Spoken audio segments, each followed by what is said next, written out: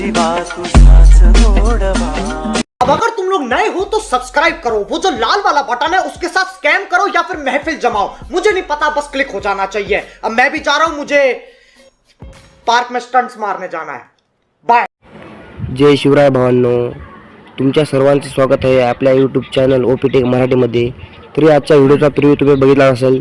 अशा प्रकारचा व्हिडिओ तुम्हाला एडिट करायचा असेल तर त्यासाठी तुम्हाला अलाइट मोशन ॲपची गरज लागणार आहे। तर सर्वात अगोदर तुम्हाला अलाइट मोशन ॲप ओपन करून घ्यायचं आहे। त्यानंतर ओपन करून तुम्हाला आपल्या यूट्यूब डिस्क्रिप्शनमधून बीटमार्क प्रोजेक्ट आणि शेक इफेक्ट मिळेल, तिथून तुम्हाला इम्पोर्ट करून घ्यायचा आहे। त्यानंतर तुम्हाला बीटमार्क प्रोजेक्ट ओपन करायचा आहे आणि तुम्हाला जो तुमचा फोटो आहे तो फोटो तुम्हाला घ्यायचा आहे।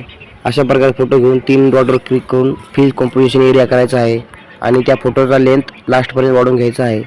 अशा प्रकारे घेतल्यानंतर तुम्हाला प्रत्येक बीटवर येऊन तो फोटो कट अशा प्रकारे कट करायचा आहे। अशा प्रकारे कट केल्याच्या नंतर तुम्हाला सुरुवातीला यायचं आहे आणि बॅक जायचं आहे आणि बॅक गेल्यानंतर तुम्हाला शेक इफेक्टमध्ये जायचं आहे। शेक इफेक्टमध्ये जाऊन तुम्हाला फर्स्ट लेअरवर क्लिक करायचं आहे आणि इफेक्टवर कॉपी इफेक्ट करून आपल्या बीटमार्क प्रोजेक्ट ओपन करून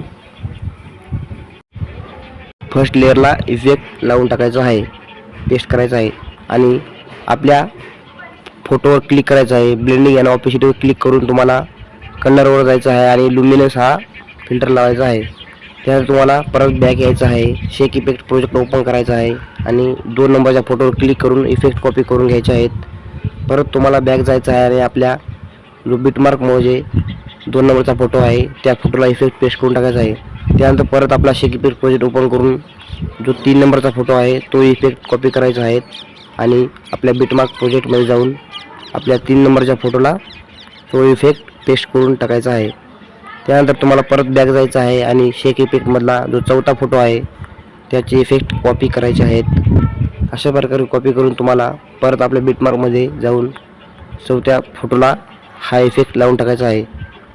अशा प्रकारे लावल्यानंतर तुम्हाला परत यायचं आहे, बॅक जाऊन तुम्हाला परत शेक इफेक्ट प्रोजेक्ट ओपन करायचा आहे आणि जो 3 नंबरचा फोटो होता त्याचे इफेक्ट कॉपी करायचे आहेत। कॉपी इफेक्ट करून परत तुम्हाला जो आपला लास्टचा फोटो आहे त्या फोटोला इफेक्ट लावून टाकायचा आहे। अशा प्रकारे लावून टाकल्यानंतर तुम्हाला परत बॅक जायचं आहे आणि शेक इफेक्ट ओपन करून या होल्ड करून या +1 नंबर आणि 2 नंबरच्या लेअरवर क्लिक करून तो प्लसवाला आयकॉन करून कॉपी 2 लेअर करायचे आहेत आणि बॅक जायचं आहे।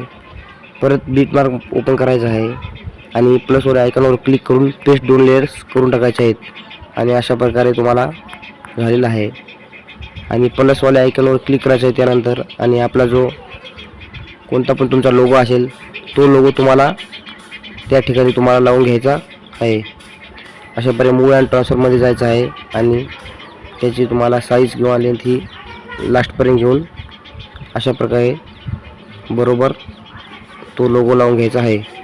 अशा प्रकारे वरच्या कोपऱ्यात लोगो लावून घेतल्यानंतर तुम्हाला कोपऱ्यामधल्या आयकॉनवर क्लिक करायचं आहे आणि व्हिडिओ तुम्हाला सेव्ह करून घ्यायचा आहे। एक्सपोर्टवर क्लिक करून सेव्ह करून घ्यायचा आहे। व्हिडिओ आवडला असेल तर लाईक करा, चॅनलवर नवीन असेल तर सबस्क्राईब करा। धन्यवाद। जय शिवराय।